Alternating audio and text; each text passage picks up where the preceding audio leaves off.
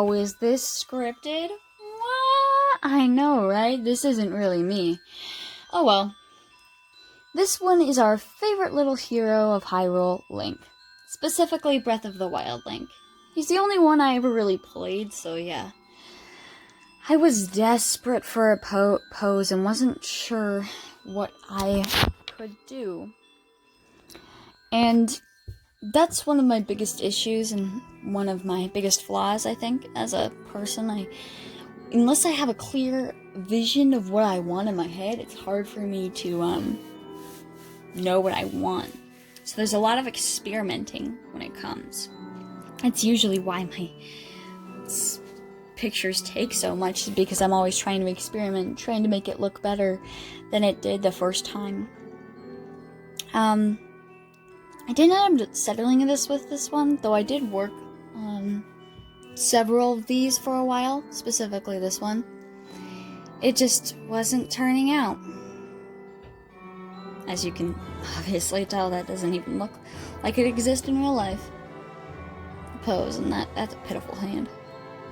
I finally settled on this one because I think it demonstrated his outdoorsy personality, as well as being something that Vogue could take pictures of, and it's because they really, I don't know, it seemed like a viable option. It also gave me some experience with, like, putting his arms up, and I had to look up a reference for that. I gave him ripped jeans because I thought he's outdoors a lot, and that's gonna happen. I had a real hard time with his shirt. As you can tell right now, I tried putting the Sheikah sign on it, like the eye on it, but I couldn't do that, so I tried to replicate his, what's it called? His vest in the actual game. I ended up changing that later, though, and writing Wild Child on it. I'm shortening the legs here. His face was a issue. It was so hard to do for me. I couldn't choose, and it took some thinking, because I didn't know what kind of face I wanted him to have. Like the others, it didn't work. At least it does work, but it's better later. Say there's a Wild Child. I'm just gonna let the ambient music in the background play for a little bit.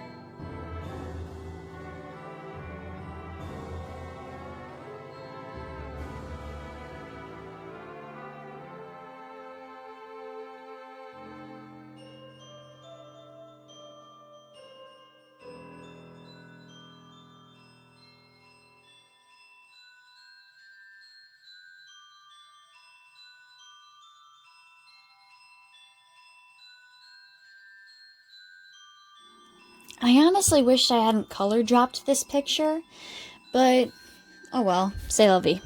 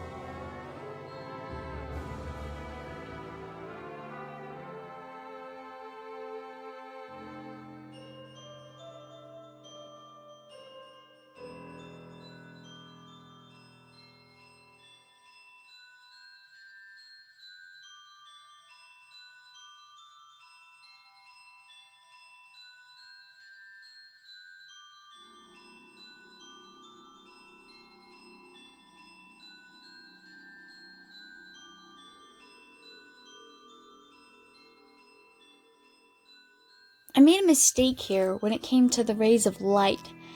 I really didn't like the job I did on it. It was very sloppy, and I wish I kind of had left it out, because it made the picture worse overall. And that's something you never want to do with a picture, and adding more effects to it. That makes sense.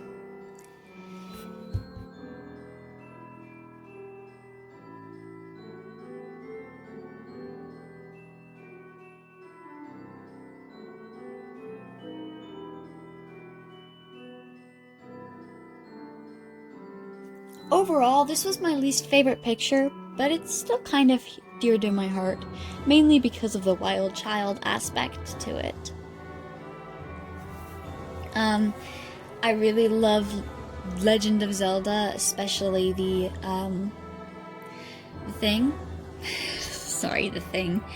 I think this is a good time to mention that in the final pictures, when I tried to make it look like a Vogue magazine, I did not spell Vogue right, and I did not have the willpower to change it myself. So, yeah, it's spelled wrong in all the pictures, but that's okay. This was me experimenting with the things, and we're just gonna skip a little.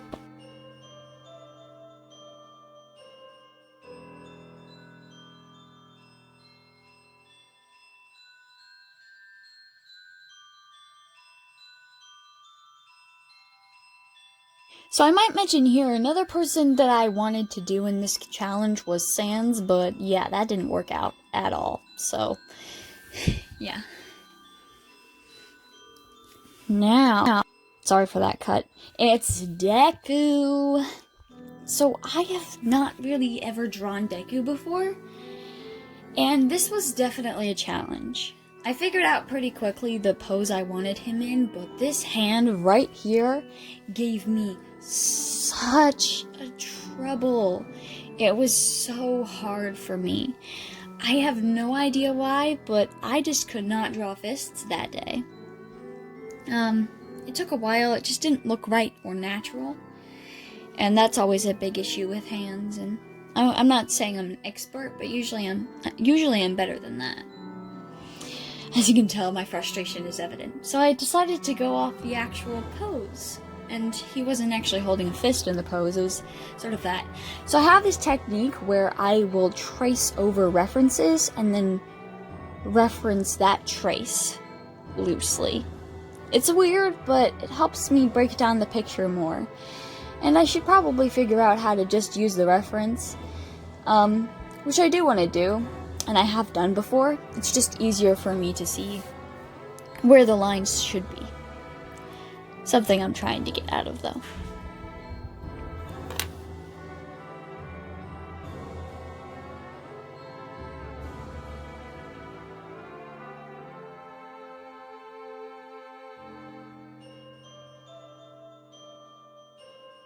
Alright, for his outfit, I gave him a messed up hoodie, and I really leaned into the fact that he hurts himself a lot. So I gave him lots of bandages and sort of in pastel colors, and it kind of looks like something you might see in one of the more hip magazines where everybody's all about fashion and stuff. His facial expression did not take me as long as Link's, because I kind of knew what kind of facial expression I wanted him to have. Though I did change the smile eventually. And then I messed with the hair to make it look less like Bakugo, because I'm not drawing Bakugo. I don't actually really like Bakugo a lot. I finally started doing those large eyes, because that's one of the things about Deku that I noticed very quickly. He has very big eyes, kind of innocent big plush eyes. And he kind of has a look of determination on his face, and I really like that. It looks like something that Vogue would take a picture of. I'm really actually happy with this piece and how it turned out, but I'll talk a little bit more about the coloring.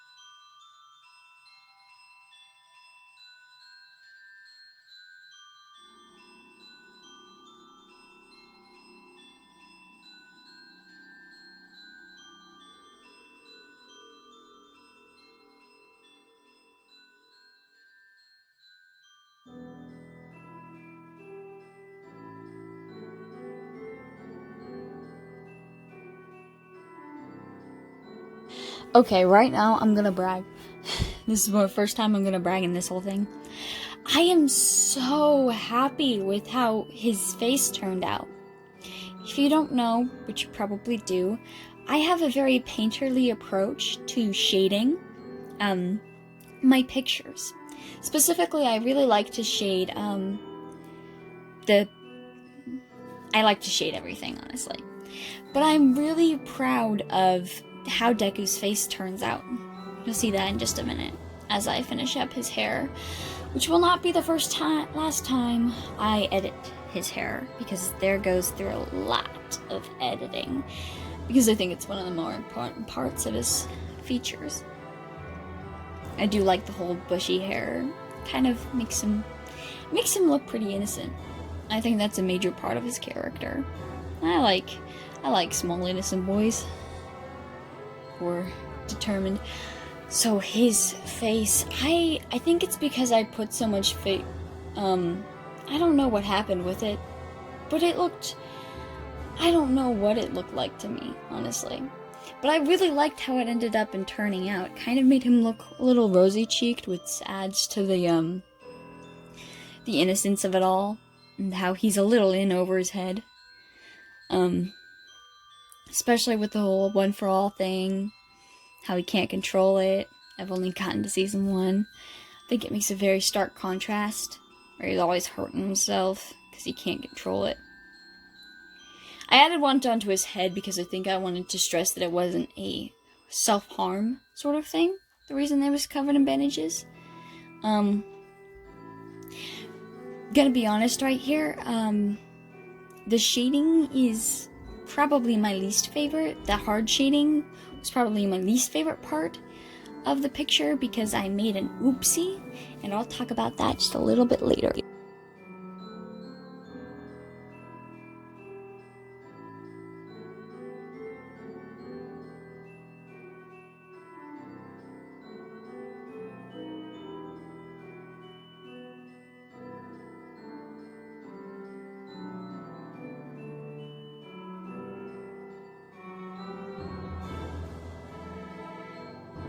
Okay, when I blurred this bad boy, it was not a good blur.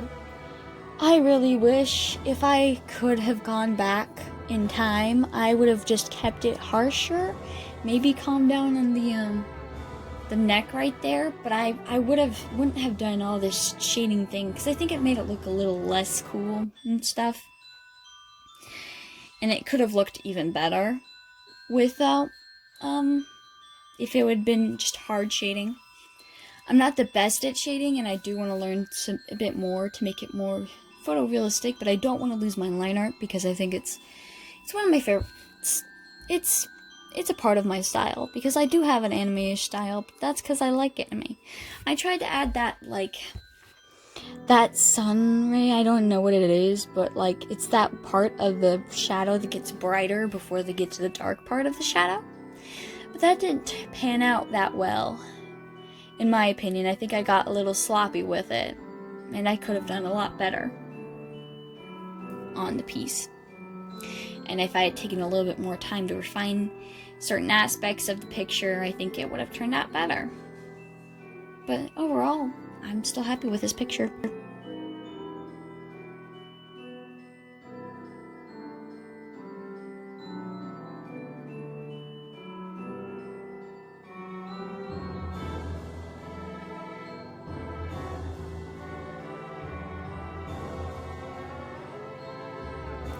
Guess now is good of any time to tell you that this was probably my favorite of the bunch. Though I did like how the last one turned out, this was just better in my opinion because it had a strong feeling of stark and contrast, which is always important in a piece. Alrighty, you know it, the man, the myth, the legend, the one that's always in all of these redesigns, even though I've only done like 2, not counting the Inuyasha one, but that was a while ago. I had to include him because he was the first one I thought of during this thing, and this is Naruto Uzumaki. probably one of my favorite people people in fiction, but that is just me. I had a hard time with this pose because I knew what I wanted in my head, but I just couldn't do it. I couldn't replicate it. So I actually ended up taking a picture of myself so that I could use myself as a reference. Right here, you'll see that.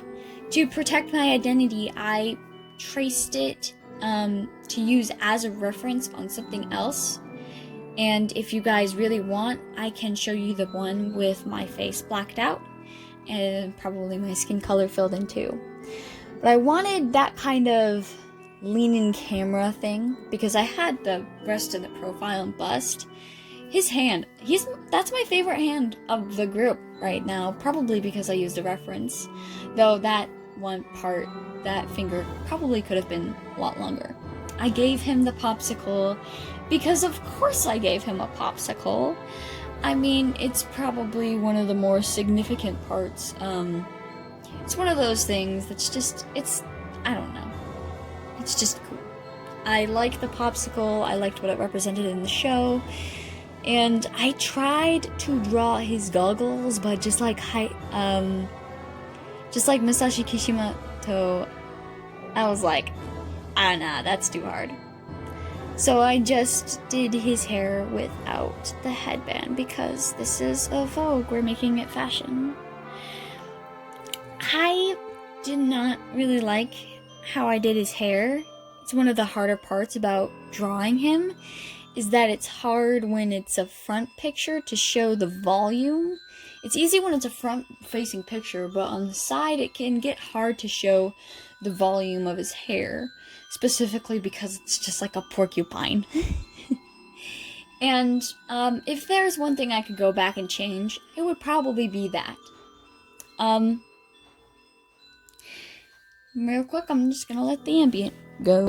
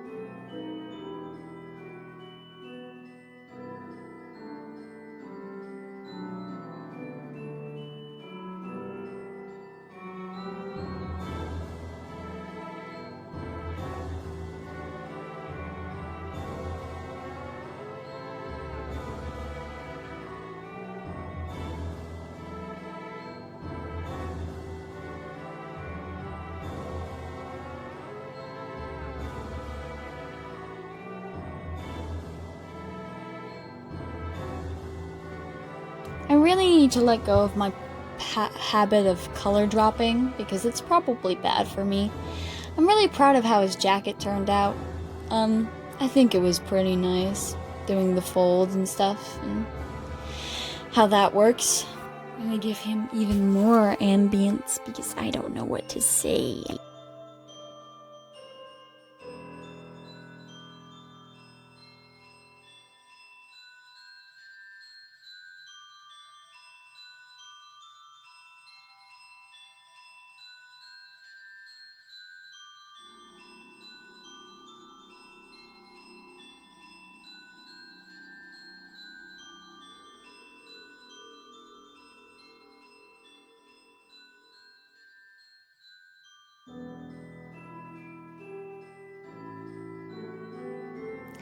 Another thing that I was incredibly happy with, and you'll see in just a minute, was the shading on the popsicle. I think I did pretty good on that and making it look like it was made of ice.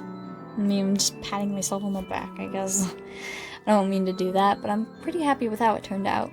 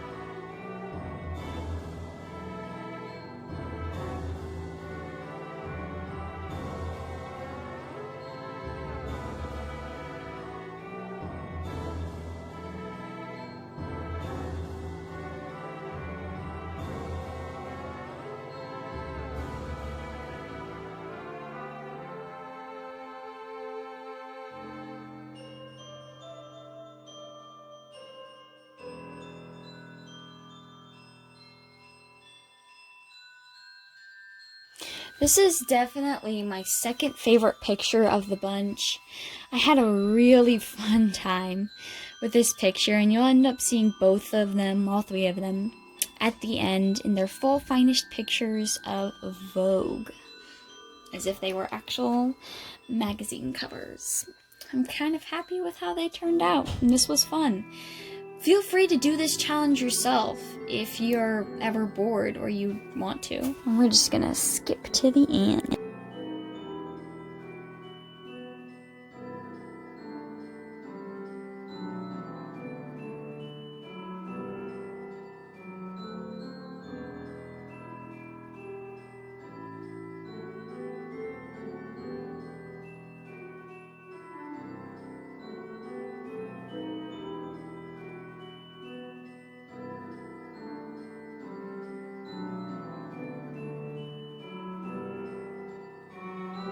And here it is. These are the final products. As you can tell, some are more polished than others, and some are pretty good. And I'm happy with all of them. Hey guys, thank you for watching this video. If you find this stuff entertaining, then please leave a like and maybe subscribe and ring the bell. It really does help because YouTube does not like to remind people that I post, and or people don't really like my speed paint. So I'd like to get these things more common and better things. Thank you, bye!